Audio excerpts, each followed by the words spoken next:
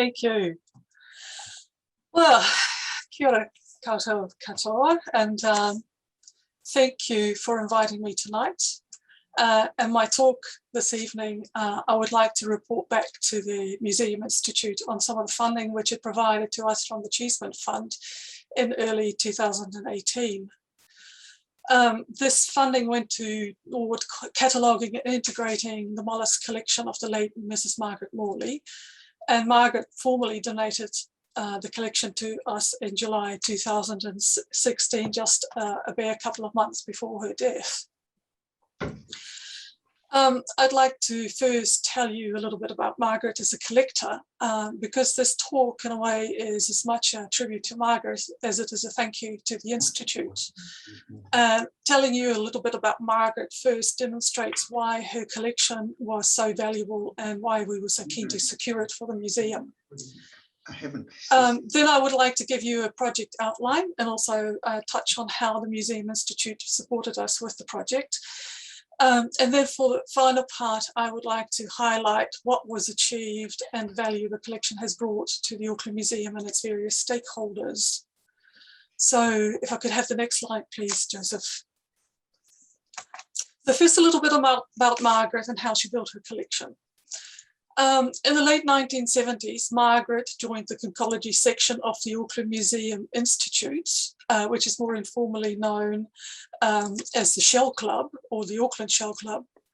She was also a research associate in the Marine Department of the Auckland Museum from 1992 until her death in September 2016. Over that time, she contributed a day a week for more than 22 years, which is the equivalent of over 4 years full time. She was a life member of the Auckland Museum Institute, and I wonder, a number of you would probably still remember Margaret. And in March 2014, she received a museum medal for services to the Auckland Museum.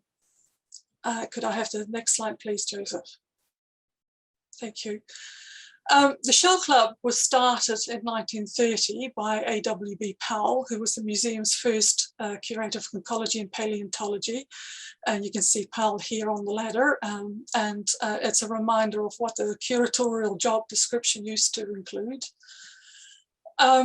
The conchology section of the Institute and Museum, as it was more formally known, became one of a number of such divisions as the museum, and today it's the oldest and I believe the longest surviving such sections, although I just hear you have a report also from the textile section still.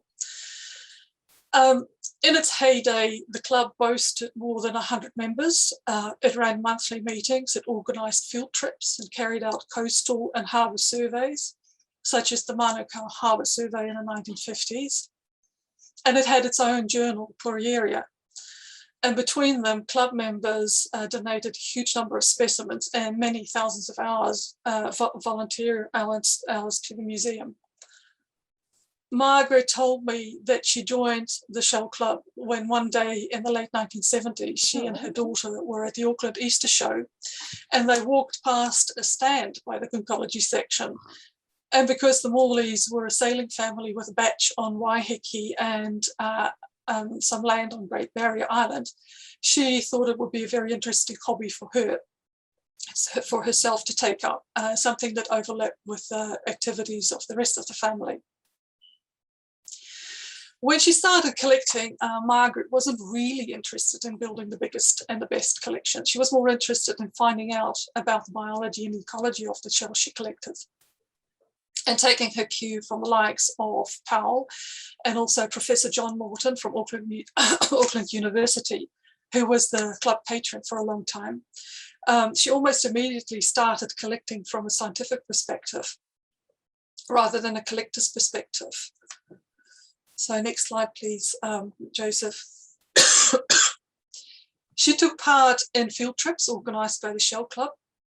And later, when she joined the Auckland Museum's Marine Department in 1992, she accompanied the department staff during their organised fieldwork, where she always helped with the collection and identification of marine specimens. I've just been brought a glass of water, which is quite needed, sorry. Thank you. And there were many more trips to the beach, either by herself or with the likes of Bruce Hayward. And Margaret always came into the museum on a Monday. We all knew that Monday was Margaret's day, but she was never there when there was a very low tide. Then she would be at the beach somewhere. Because the Morley family owned a sailing boat, this was frequently the base for Margaret's collecting, and took her to quite a few coastal places which were otherwise not easily accessible. She also went on trips to far-flung places such as the Kermadec, to the Chatham Islands, to Stewart Island, and the Auckland Islands in the Southern Oceans, and South Georgia and South America. And unlike most other shell club members, she decided to concentrate only on New Zealand shells. She wasn't really interested in the tropical pretties. And she also decided to specialize in micromolluscs very early on.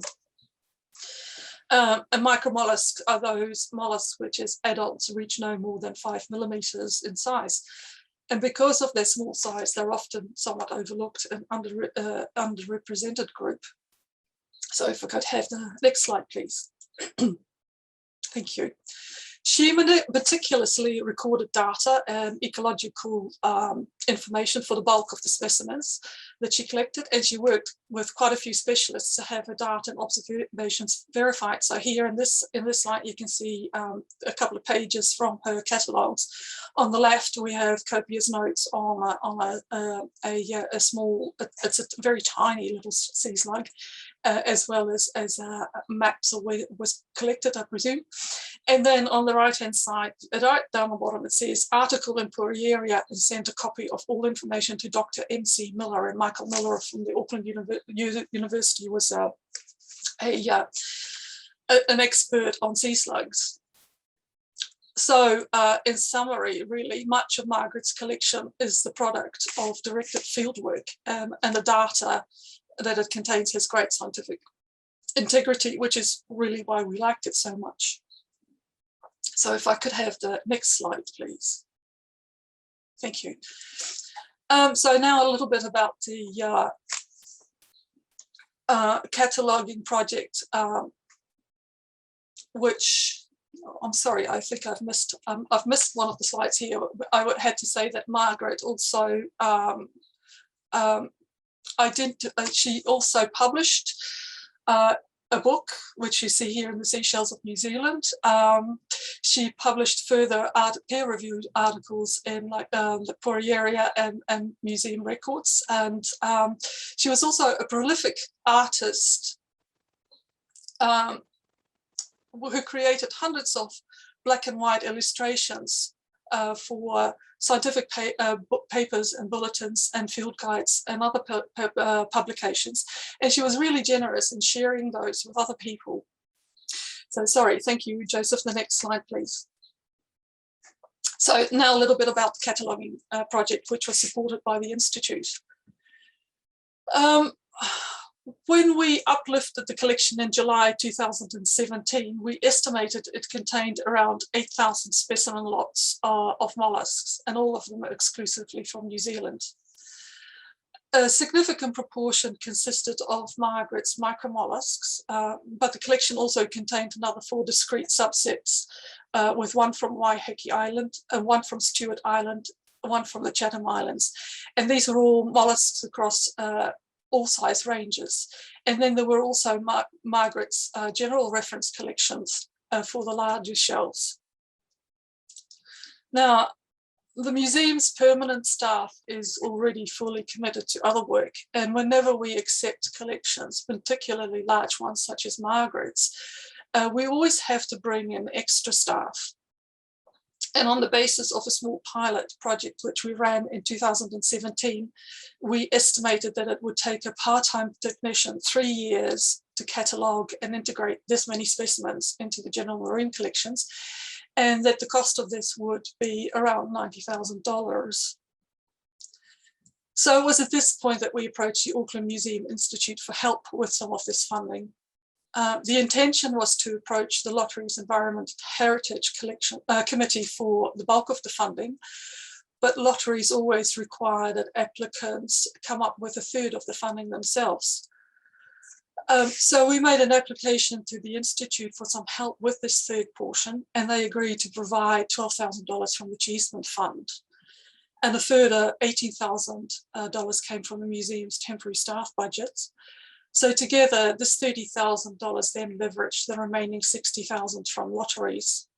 So we're actually very, very grateful that the Institute agreed to support the project, because it was on that basis that we were successful in our application to lotteries.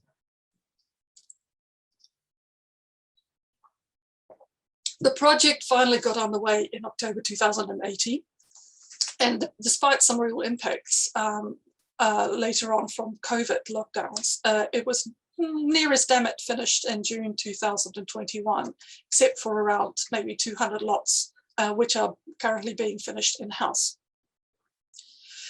We employed Mrs. Jenny Riley to carry out the work, and we were extremely fortunate to get Jenny, as during the 1980s and 1990s, she worked in the museum's marine department for 10 years as a technician. And so she organised and went on many other field trips, and she knew Margaret personally. So Jenny was exceptionally well qualified for the project. So as I said, despite several COVID-19 interruptions during the project, Jenny was able to catalogue, rehouse and integrate into our collections all of the micromolluscs, all of the Chatham Island and Stewart Island shells, Margaret's entire reference collection, and all bar a couple of hundred shells from Margaret's Aroa collection. So in total, she catalogued nearly 7,200 specimens, which is not quite the 8,000 specimen lots that we estimated at the start, but with the approximately 200 lots that are left, we're close to 7,500. And then if you add to that, the prior to the gift of her personal collection, Margaret catalogued over 3,000 specimens on those days that she came to the museum as a research associate. In addition, she identified nearly 8,500 specimen lots from the museum's collections. And she went on nearly 900 field trips around New Zealand, either with museum staff or with the Shell Club or by herself. And from these trips, she deposited a further 5,816 specimen lots in Auckland Museum's collections before she even gave us her own personal collection. So in total, we now have well over 13,000 specimen lots in the museum, which were contributed by Margaret. Could I have the next slide, please, Joseph? Thank you. So why is Margaret's collection so important? Well, firstly, there are the micromolluscs, which were Margaret's specialty. These in particular added over 40 species, which were not previously represented in our collections, as well as several genera and a couple of families, which we didn't have in the museum's collections. And her collection boosted areas of the marine collections where there were previously only maybe a few holdings, say maybe one or two specimen lots at best. The collection also records the introduction of marine invaders to New Zealand, such as the Asian date mussel, which is now found widely around northern New Zealand. And the date mussel was first introduced in the harbour in the 1970s, and Margaret worked closely with Richard Willen, who was the first the scientist who identified it and tracked this invader for many years, and which and those specimens are kept in her collections and are now part of the museum. Margaret added many specimens from difficult to access places like remote coasts and offshore islands such as the Kermadec and the Chathams and Stewart Island and the Auckland Islands. She also obtained records from deeper water material, from trawls and from dredgings like scampi research, marine reserve proposals, and from sand reclamation projects such as the Parkery sand, which was added to a number of the inner harbour bays. And likewise, she had access to material from other researchers such as Dr. Bruce Hayward's foraminifera research and my own work on kelp holdfasts. Some of Margaret's specimens were part of what could be called informally longitudinal studies, where she resampled areas over time, such as Oniroa Bay at Waiheke, because that's where they had a batch and they frequently went there. And then there were other repeat samples of the Bay of Islands and Parengarenga Harbour. And so these will be valuable in future studies on environmental change. And Margaret's catalogues have a wealth of extra information on specific localities, on environments, life cycles, and at times detailed hand-drawn illustrations of specimens and maps of the areas where she collected. There are also numerous photos interspersed throughout her catalogue and folders, and published information and correspondence with other researchers. So finally, Margaret's collection information enhances the information we have for other collectors and collections and collecting events, because her collection links with the conchology section of the Auckland Museum. It also links with museum collecting and monitoring programs, and with historical collectors present in the museum's collections, such as the likes of Powell and Marjorie Mastea, who was in the 20s and 30s the curator at Papa. She has had material from Captain Bollins, who used to provide the lighthouses, the offshore lighthouses and the offshore islands, and from vessels such as the Lady Liskeard and fisheries research vessels, such as Ecological. She also reworked some of the bulk sediment samples from the museum's own collections, which date back to the 1920s and 30s.